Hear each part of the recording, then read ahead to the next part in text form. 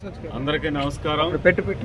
ఈరోజు పల్నాడు ఎస్పీ గారి ఆదేశాల మేరకు నరసరావుపేట టౌన్లో నరసరావుపేట 2 టౌన్ సిఐ గారి ఆధ్వర్యంలో 10 మంది ఎస్ఐలు మొత్తం కూడా రాబడిన సమాచారం మేరకు నరసరావుపేట టౌన్లో లైసెన్సులు లేకుండా డ్రంక్ అండ్ డ్రైవ్, తర్వాత మైనర్స్ డ్రైవింగు, నేమ్ ప్లేట్లు లేకుండా, సరైనటువంటి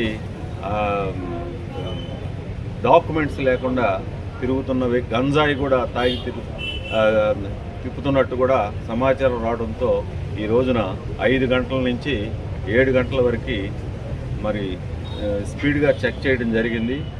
మీ అందరికీ తెలుసు, ఇప్పటికే 107 వెహికల్స్ని స్వాధీనపరుచుకున్నాం. వీటికి సరైన డాక్యుమెంట్స్ లేవు, సరైనటువంటి డ్రైవింగ్ చేయకుండా మరి ఉన్న వెహికల్ కూడా పట్టుకోవడం జరిగింది.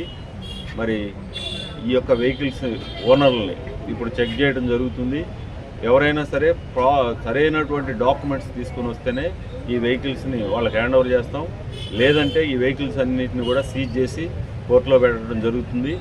మీ ద్వారా నరసరావుపేట ప్రజలకి తెలియజేసేది ఏంటంటే, మీరు సరైన డాక్యుమెంట్స్తో సరైన పత్రాలు ఉంచుకొని వెహికల్కి సంబంధించిన సరైనటువంటి పిల్లలకి ఇవ్వకుండా పెద్దలే తోలేటట్టుగా మీరు మీ యొక్క పిల్లల్ని రిస్ట్రిక్షన్ చేయాలి. అదేవిధంగా టౌన్లో తాగి కూడా డ్రైవింగ్ చేస్తూ ఉన్నారు. అదేవిధంగా కొంతమంది గంజా సేవించి కూడా చేస్తూ ఉన్నారు.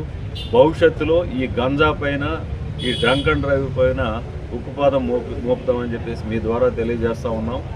కాబట్టి భవిష్యత్తులో ఇలాంటి లేకుండా నరసరావుపేట టౌన్లో సక్రమంగా డ్రైవ్ చేస్తూ వాకర్స్కి కానీ లేదా ప్రజలకు కానీ ఇన్కన్వీనియన్స్ లేకుండా ఈ యొక్క డ్రైవింగ్ ఉండాలని చెప్పేసి మీ ద్వారా తెలియజేస్తూ ఉన్నాం.